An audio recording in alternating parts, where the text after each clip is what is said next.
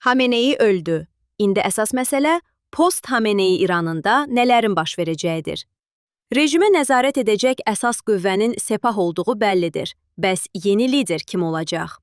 İstisna deyil ki, Xameneyi Xomeyni təcrübəsindən istifadə edərək rejimin davamlılığını təmin etmək məqsədi ilə ölümündən öncə mümkün varisini təyin edib.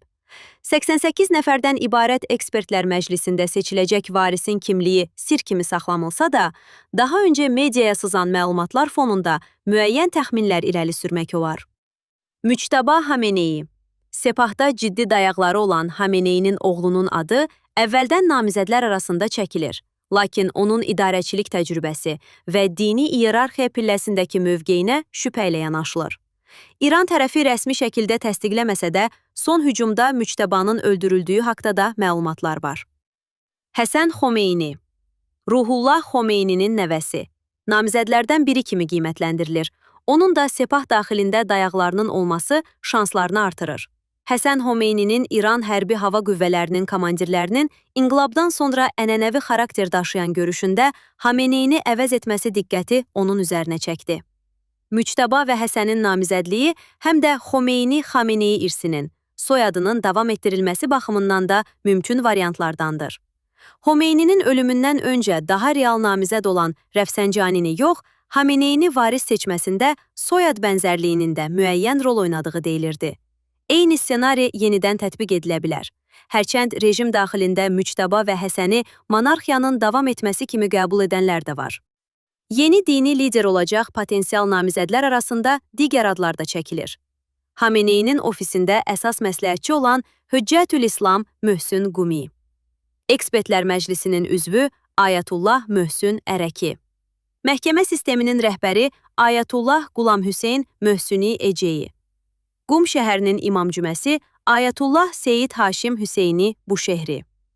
Keşikçilər Şurasının və Ekspertlər Məclisinin üzvü Ayətullah Əlirza Ərəfi. Bu namizədlər arasında ən nüfuzlu olanı Əlirza Ərəfidir. Xameneyinin ölümündən sonra müvəqqəti dini lider təyin olunan Ərəfinin Ekspertlər Məclisində də seçilmə şansı yüksək qiymətləndirilir. Namizədlər arasında parlamentin sədri Məhəmməd Bəqir Qalibov, Xameneyinin müşaviri Əli Şamxani və Milli Təhlükəsizlik Şurasının katibi Əli Laricaninin də adı hallanırdı. Qalibovun şansları yüksək qiymətləndirilmir. Əli Şamxani öldürüldü. Laricani isə hazırda Xameneyinin vəsiyyətinə uyğun keçid hökumətin qurulması prosesinə nəzarət edir. Və bu prosesdə əsas hədəflərdən biri olması rejimin davamlılığının onun üzərindən qurulması ehtimalını zəiflədir. Post-Xameneyi İranında həlledici qüvvə Sepahdır və keşikçilər korpusu təkcə rejimi yox, həm də rejim daxilindəki mövqelərini qorumağa çalışacaq. Bu baxımdan Sepah üçün ruhani missiyası daşıyan şəxsin Qumi, Ərəki, Möhsüni Eceyi, Buşehri, Əlirza Ərəfi kimi namizədliyi daha məqbul görünür. Rejimin davamlılığının mümkün olub olmaması Amerika-İsrail hücumlarının mümkün nəticələrindən asılıdır. Xameneyinin öldürülməsindən sonra cihad elan edəcəyi iddia edilən Ayətullah Əli Sistani mövqeyini İranla həmrəylik nümayiş etdirməklə məhdudlaşdırdı. Gözlənilən idi, çünki Sistani 12 günlük müharibədə olduğu kimi, indi də İraqın müharibəyə qoşulmasının tərəfdarı deyil və bu, təkcə ölkənin məğlub olacağı toqquşmaya sürüklənməsindən qaynaqlanmır. Burada iki mühüm səbəb də əhəmiyyətlidir.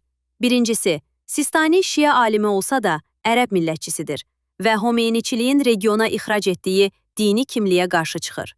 İkincisi, Sistani